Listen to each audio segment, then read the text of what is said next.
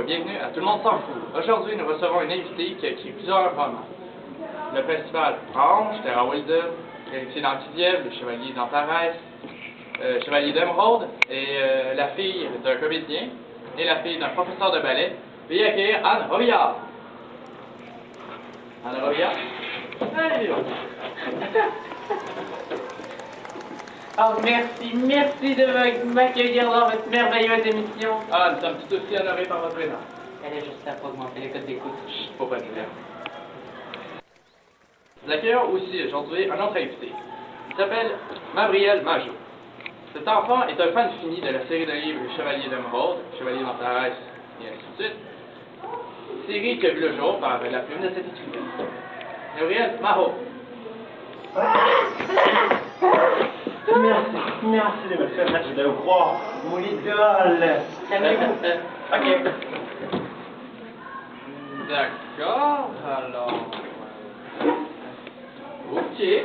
Bon.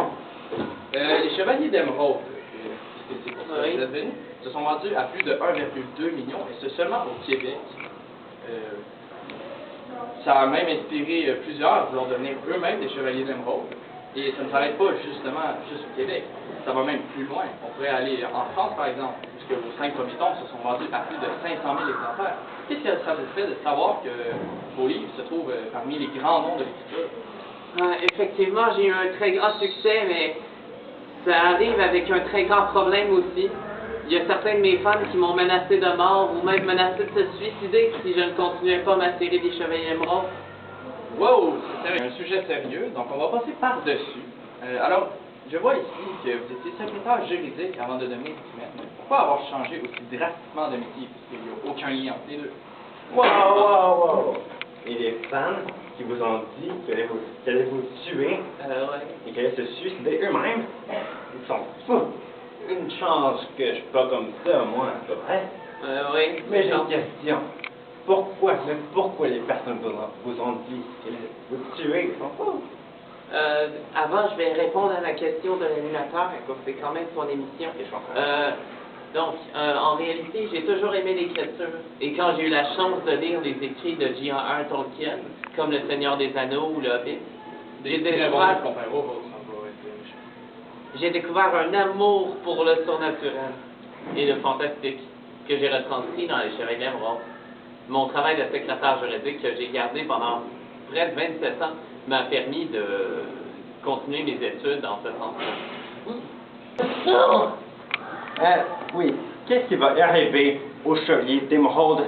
Est-ce qu'il va y avoir une suite à ces livres-là? Et l'enfant mauve, Kira, qui va-t-il lui arriver à elle?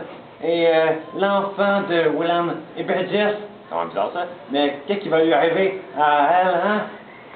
Mabriel, calmez-vous un peu. Pour que les téléspectateurs puissent comprendre, je vais lire le résumé que j'ai ici du livre Le Chevalier d'Émeraude. C'est dans une contrée inventée d'Anquidiev qui raconte la vie tumultueuse d'un chevalier, Wallen, et de Kira, une petite enfant mauve, née lors du viol de la reine Fan de Sheila.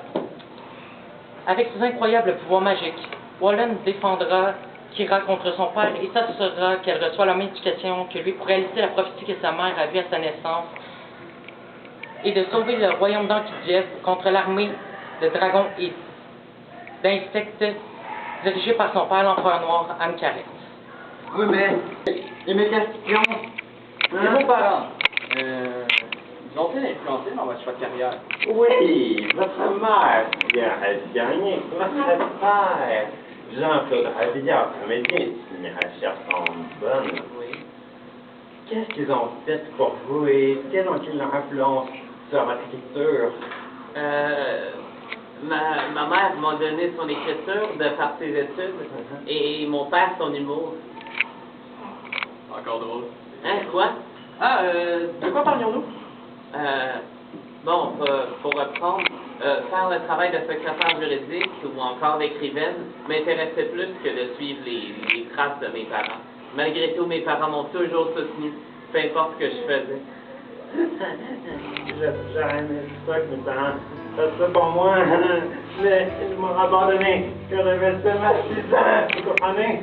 Et mon fils dans 6, famille d'accueil, Mais c'est grâce à vos livres que j'ai appris la joie de vivre. C'est... Bon, c'est touchant, votre affaire. Mais on s'en fout un petit peu.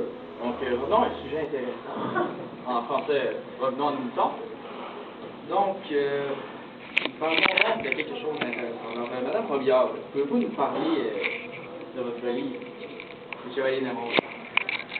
Eh bien, les thèmes principaux qu'il y a dans mon livre, Les Chevaliers d'Émeraude, sont la fraternité, le devoir et l'unification des royaumes. Mais pourquoi avez-vous choisi ce thème? Et est-ce que vous allez un jour répondre à mes questions?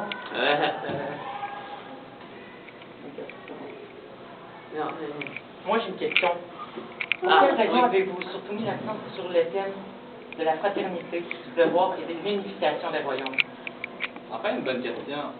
La fraternité... Répondez à mes questions! La fraternité parce que c'est une valeur importante, c'était une valeur importante pour les chevaliers dans le temps, et j'ai donc trouvé ça naturel d'intégrer ça dans mon livre, ainsi que le devoir, qui était très important aussi pour les chevaliers.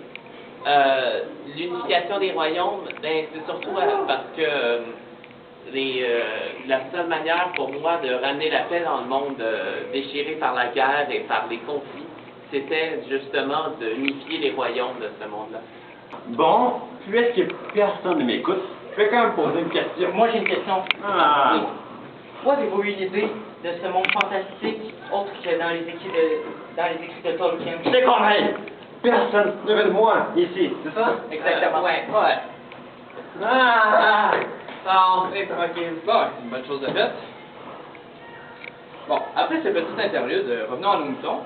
Alors, pourriez-vous répondre à la question que mon acolyte avait posée quelques secondes avant? Oui, pour répondre à cette question, j'ai fait un rêve en fait. L'idée m'est venue d'un rêve.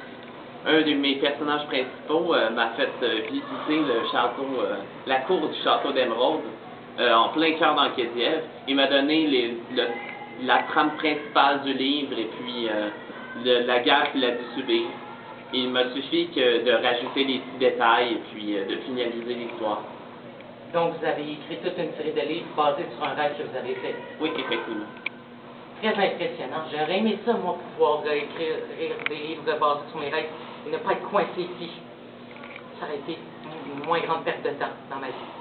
Oui, c'est vrai, mais ce n'est pas donné à personne de faire des rêves de cette envergure et puis d'être capable d'en tirer profit, de l'écrire et tout ça.